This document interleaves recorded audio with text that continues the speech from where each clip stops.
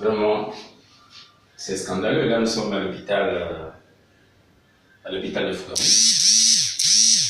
Et vous avez ici un fauteuil dentaire qui avait été installé ici depuis la création de cet hôpital. Et ce fauteuil est en panne depuis 2013 pour une question d'électricité. Il y a un petit souci ici, hein, en ce qui concerne l'électricité. Et on n'arrive pas à réparer cela.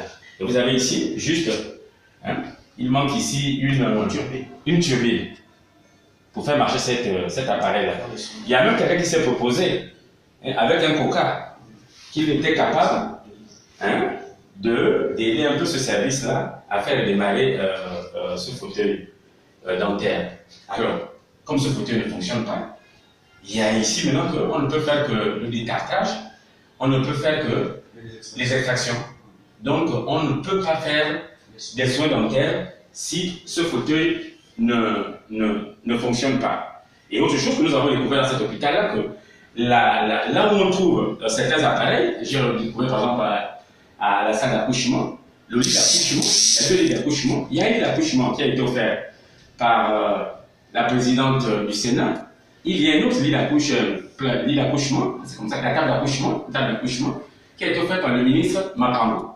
Donc, les gens, ne sachant pas où se donner la tête, déposent des doléances auprès des hommes politiques. C'est comme si l'État a foutu le camp. L'État s'est désengagé. Aujourd'hui, maintenant, les seuls capables d'apporter des médicaments dans les infirmeries, capables de réparer les appareils, capables de donner les médicaments, sont les hommes politiques. C'est-à-dire que le budget de l'État n'existe plus. Ce qui existe, c'est les hommes politiques. C'est les fils et les filles du coin. C'est les doyens de la localité. Alors, on se pose la question.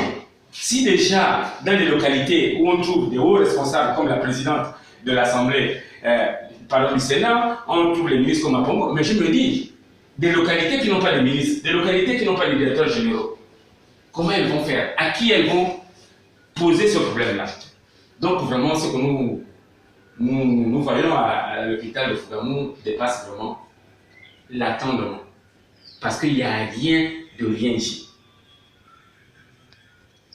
Tout est vétuste. Et vous voyez ici, il devrait y avoir ça, c'est destiné pour les climatiseurs. Ce qui en fait en sorte qu'on ait ces problèmes d'électricité, c'est l'humidité. Or, depuis plus de 10 ans, ce climatiseur ne fonctionne pas. Mais comment on peut conserver les appareils aussi sensibles de manière durable? Et voici la radio, voilà, qui a été installée, voilà, et qui n'a jamais fonctionné. Voilà une radio. Cette radio a été installée depuis, mais on dit qu'elle n'a jamais fonctionné. Voilà quelque chose comme ça. On dépense de l'argent pour une radio, hein, c'est si on fait les radios dentaires. Ça n'a jamais fonctionné. Et pourquoi ça n'a jamais fonctionné? Ça n'a jamais été connecté au secteur. Voilà. Au courant électrique. Voilà. L'appareil est bien installé, mais ça n'a jamais. Voilà, l'appareil est bien installé, mais ça n'a jamais été connecté au secteur électricité. Donc c'est resté déconnecté de l'électricité. Mais si ce n'est pas connecté à l'électricité, c'est que l'appareil ne fonctionne pas. Donc on est obligé parfois d'extraire les dents sans pourtant faire des radios. Et pourtant, il y a un appareil qui n'a jamais été utilisé pour faire des radios. C'est ça le paradoxe de ce pays. Donc, il faut que nous renforcions le contrôle de l'action publique. Les citoyens doivent s'en approprier, le contrôle. Parce que sans contrôle, c'est n'importe quoi. Et les populations ici en souffrent.